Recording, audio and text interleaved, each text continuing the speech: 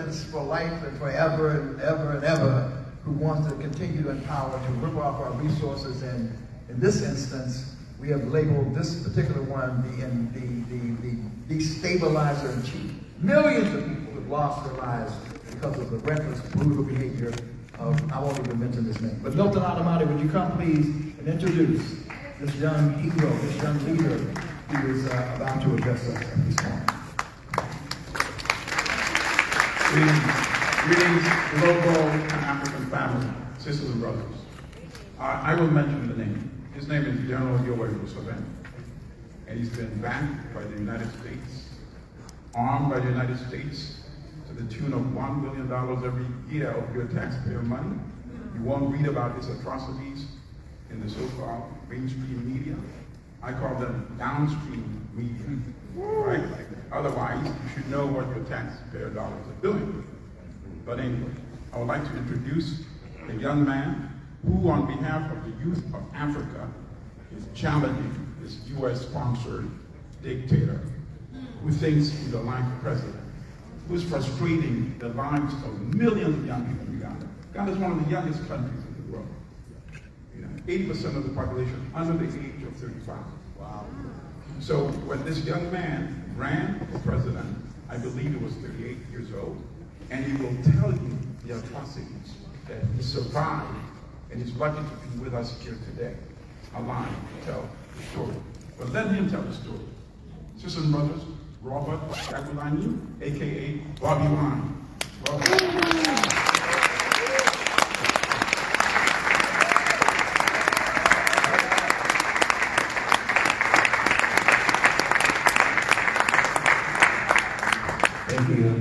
Thank you, Brother Meriton. Brothers and sisters, Assalamu alaikum. Just a short while ago, when a brother was here, he spoke about the Berlin Conference.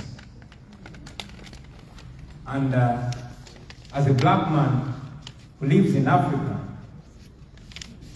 who has witnessed firsthand the evil results of the Berlin Conference, more than 100 years after that great crime was committed, I was provoked.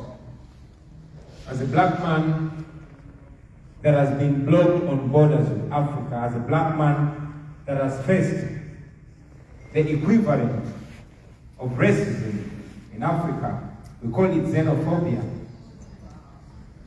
I was provoked. And again, when a sister came here and sang a song of Miriam Makeba, the singer in me was provoked. And I felt like saying, we ban the xenophobia, reject the xenophobia. How can I be a foreigner in Africa? Yo! It was not our choice in 1884. In Berlin, when they sit down on the table in the scramble and partition for African land, now we are living by the borderlines. It would be easier if I never had to get a visa to see my little sister in Tunisia or Namibia or look here, Africa to come to Moja. Why are we defined by the borderlines? Why can't we see is divide and rule? Why do we act like colonial tool? The African unity becoming a reality. We must abolish the borderline.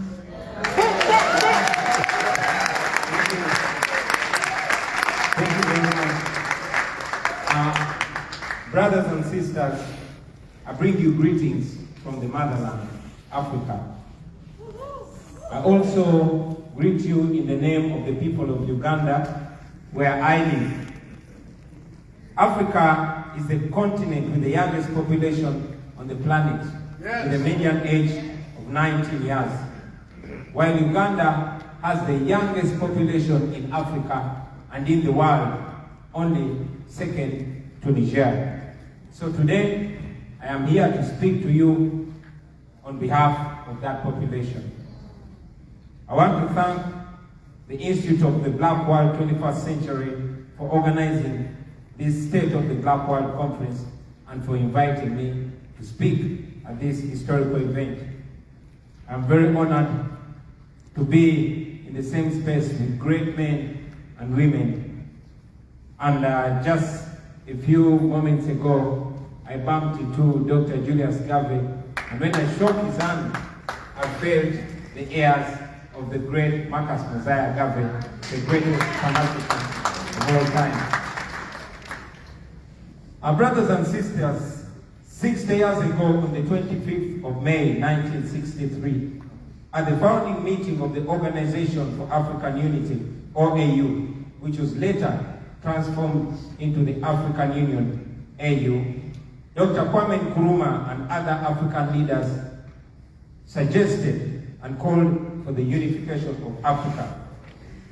If Africa had united then, today, the theme and probably venue of this conference would be different. Many of the problems that we have in the black world today will not be there. The first and foremost of those problems is poverty. Dr. Kwame Nkrumah called it artificial poverty, and I agree with him. I mean, how else can we explain that Africa has everything the world needs? Land, oil, gas, cobalt, coltan, uranium, gold, diamond, copper, a young and vibrant population, perfect weather. But at the same time, Africa has the poorest people in the world with the most miserable living conditions. It can only be artificial poverty.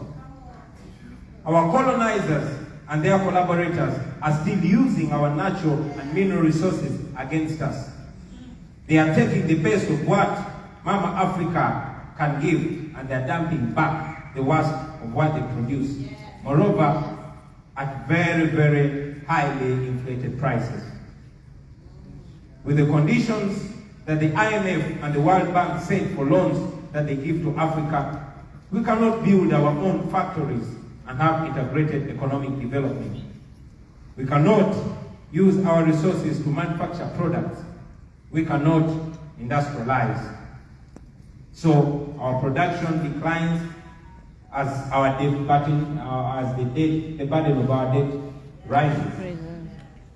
In July 1987, Thomas Sankara of Burkina Faso spoke about Africa resisting the debt collectively. And in October of the same year, he was killed. Yeah. Brothers and sisters, if we had a united Africa, we would be able to put resources together for integrated economic development. We would be able to bargain collectively for better prices for our raw materials. We would have a huge market for the products coming from our factories. We would industrialize. We would drive cars made in Africa, fly planes made in Africa, use computers and smartphones made in Africa. After all, everything that makes these products comes from Africa. But now, we import all these products and we give the wealth to the already rich countries. Brothers and sisters, the problem was diagnosed and solutions were suggested 60 years ago. Various generations have attempted to realize them, and right now, it is our turn. It is important to ask ourselves what we are doing to liberate ourselves from the dependency. I must say that many times we have been our own problem. Contestation for power has caused so much bloodshed in Africa. It has turned us against each other within our countries and also turned one country against the other, causing instability, human suffering, and divisions in Africa. It has made us weak and vulnerable. It has prevented us from building strong nations and institutions. It has delayed our unity as Africans. We cannot have a united Africa if we tolerate autocracy and dictatorships in Africa, or when we have some leaders in Africa serving the interests of our former colonial masters instead of the interests of the people of Africa. We must empower Africans, especially the young people of Africa. We must open the political space, make young people of Africa feel like they own Africa, because they actually do. Like I said, let us open the political space for the masses, not just for the elite few. We must have peaceful and orderly transition of political power. Yes. Well, these are some of the foundations that we need to build a stable and united Africa. So, brothers and sisters, I dare to say that a united Africa would allow us to use our natural and human resources to create a global power. Africa is able to be a global power and should be a global power. Right now, millions of intelligent Africans are scattered all over the world, offering their talents and intelligence for the benefit of foreign countries just because the political environment back home is hostile to them. Africa needs healing, ladies and gentlemen. I said Africa needs healing, brothers and sisters. We must stop the destructive conflicts, and I'm very happy to see that in Ethiopia, an agreement was signed to end the hostilities. We should support them. We must also address the conflicts in other parts of Africa, including Cameroon, Somalia, Congo, and Sudan. Africa needs healing. I am convinced that we can transform Africa into what we desire, and I believe that our young people can achieve that in their lifetime. I mean, look at China. Look at them and what they've been able to accomplish in just a few decades. According to the World Bank data, in 1960, China's GDP per capita was $90, and that of Ghana in the same year was $176. Ghana, the GDP per capita of Ghana was almost twice, was almost double of that of China in 1960. But by 2021, China's per capita income was $12,556, while that of Ghana was $2,363. And by the way, Ghana is one of the best performing economies in Africa in terms of growth.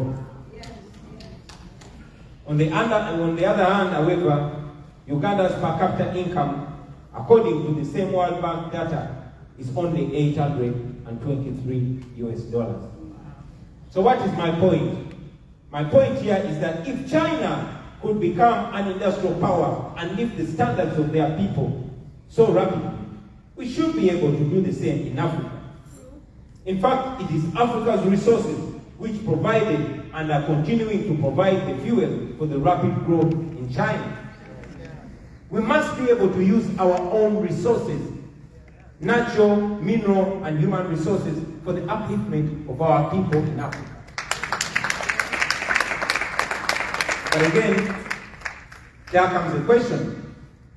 How can we build a united Africa when some of our African leaders see their own citizens as enemies for simply calling for change in governance? Although we have seen this in several African countries, I am best positioned to speak on the experience of my own country, Uganda.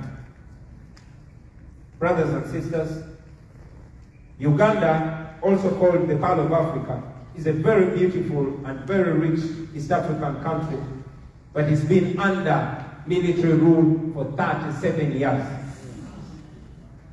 General Yoweri Museveni captured power in our country in 1986 after leading a civil war that killed more than 500,000 of our people. He has kept himself in power by the barrel of a gun for 37 years and still counting. It is rather ironic that when he was swearing in as president, gun in the left and Bible in the right, he said, and I quote, The problem of Africa are the leaders that overstay in power. I will quote General Museveni again. He said 37 years ago that the problem with Africa are the leaders that overstay in power. That was 37 years ago. He is still the president of Uganda. Every 5 years, he conducts sham elections and then declares himself winner. This happens in complete violation of all democratic principles. Shut down internet, military deployments, and all his opponents under house arrest or in prison. Those who dare to challenge him pay a very high price, just like we did in 2021, when I challenged and clearly won him democratically. I say that for avoidance of doubt. I challenged General Museveni and defeated him democratically in an election. More than 250 of my supporters were shot and killed by state security before, during, and after the election. As we speak right now, hundreds of political prisoners are languishing in prisons across the country for supporting the opposition, while many are still missing after being abducted by state security. I will also mention that enforced disappearances are continuing even as we speak right now. And yet General Museveni talks about being a Pan-African. A Pan-African who has invaded and plundered neighbors. The invasions, wars, and displacements have led to the death of millions of Africans. In Congo alone, the estimate is more than 6 million Africans dead. All those atrocities, ladies and gentlemen, are carried out in the name of Pan-Africanism. Today, Pan-Africanism is the new hiding place for dictators in Africa. They always claim that anybody who challenges their power is an agent of the West, and yet in reality, they are the real neo-colonial agents who have mortgaged our national resources in exchange for power. Brothers and sisters, we can't fight imperialism and exploitation of former colonial masters while resisting the corruption of dictators in Africa. We can do that. In September 1994, General Museveni told an American magazine, The Atlantic Monthly, and I quote, "I have never blamed the whites for colonizing Africa. I have never blamed these whites for taking slaves. If you are stupid, they should take you as a slave." That was General Museveni in 1994. And in January 2018, when Donald Trump used ugly and derogative words to describe Haiti and Africa, General Museveni said, "I love Donald Trump." That was General Museveni. Now I hear that he's trying to reach out to some of the African American brothers and sisters in the academia to help him organize a Pan-African Congress in Uganda, of course, for public relations. I understand that he has even offered funding. Well, this is a country where Africans like myself don't even have a right to be human. Brothers and sisters, the people of Africa want to have accountable governance and to end corruption. We want to realize the dreams of our forefathers. We want to integrate with other African countries. But the major roadblock to all that is domestic dictatorships. They are sustained by the West and by institutions like the World Bank and the IMF. So, while the West sings about democracy, I believe they actually prefer to deal with dictators in Africa for as long as their neo-colonialist interests are served. Today, Total Energies of France is the biggest shareholder in an oil pipeline which runs from Uganda through Tanzania.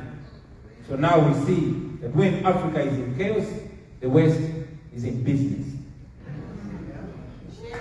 Say it again.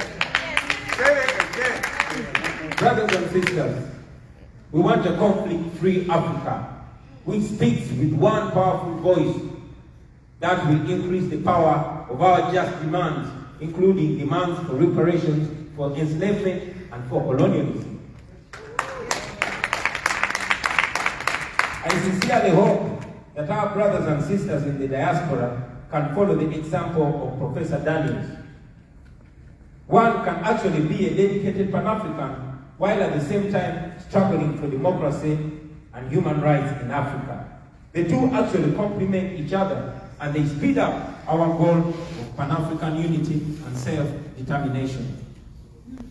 Finally, brothers and sisters, I want to take this opportunity at this historical event to appeal directly to all my African-American brothers and sisters. Please, please, and please tell your governments through your elected representatives in Congress to stop sponsoring tyranny in Africa.